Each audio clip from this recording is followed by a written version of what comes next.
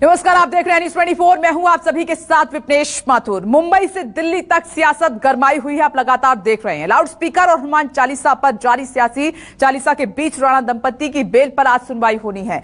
कल हाईकोर्ट ने जमानत याचिका खारिज करते हुए कहा था कि बड़ा पद मतलब बड़ी जिम्मेदारी होती है। और इसी बीच उद्धव ठाकरे ने यह कहा कि दादागिरी मत करिए, नहीं तो बाला साहब ने तोड़ना सिखाया है हमें कि दादागिरी को कैसे तोड़ते हैं। उन्होंने कहा कि हम घंटाधारी नहीं गदाधारी हैं। अब सीधे आपको मुंबई लिए चलते हैं, क्योंकि मुंबई में भी बहुत बड़ा बवाल हुआ है। वहां पर गिरफ्तारियां हो चुकी हैं। नवनीत राणा, उनके हस्बैंड की आज जमानत याचिका पर कुछ सुनवाई होनी है। संकेत, क्या अपडेट है इस पर आपके पास?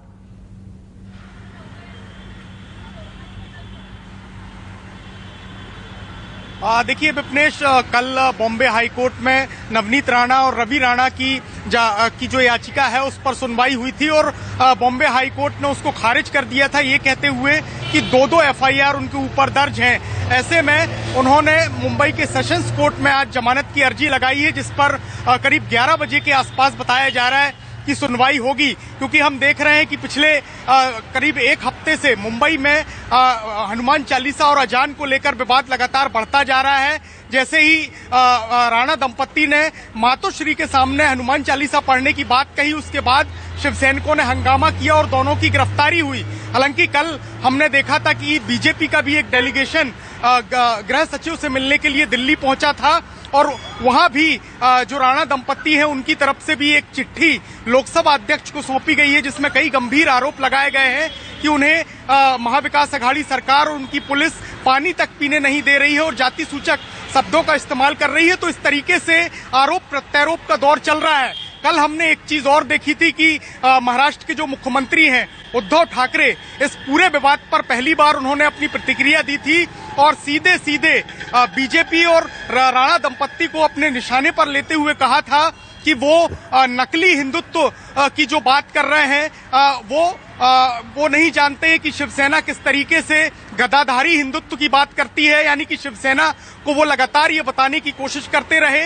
कि वो असली हिंदुत्व का पालन करते हैं। साथ ही साथ उन्होंने ये भी कहा था कि अगर कोई उनके घर में हनुमान चालीसा पढ़ना चाहता है तो उसका स्वागत है, लेकिन अगर कोई दादागिरी करेगा तो वो छोड़ेंगे नहीं।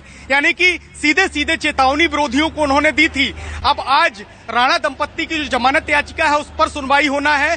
देखना ये होगा कि क्या उन्हें जमानत मिलती है या नहीं, क्योंकि धारा 124A यानी कि देशद्रोह का जो मामला है उसमें कम से कम 7 साल और ज्यादा से ज्यादा आजीवन कारावास की सजा हो सकती है। ऐसे में मजिस्ट्रेट कोर्ट के पास जो याचिका लगाई गई थी उसको वापस लिया गया है। अब सेशंस कोर्ट में ठीक है। संकेत पाठक, आप नजर बनाए रखिएगा। अपडेट के लिए हम आते रहेंगे आपके पास। सभी मेरे सहयोगी बने हुए, एक छोटा सा ब्रेक हम ले रहे हैं, फौरन लौटेंगे। देखते रहिए न्यूज़ 24।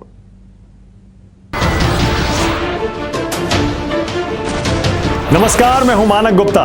अगर आपको हमारा ये वीडियो पसंद आया हो तो इसे लाइक और शेयर जरूर करें और हाँ, हमें सब्सक्राइब और फॉलो करना ना भूलें ताकि आप देश और दुनिया की कोई खबर मिस ना करें।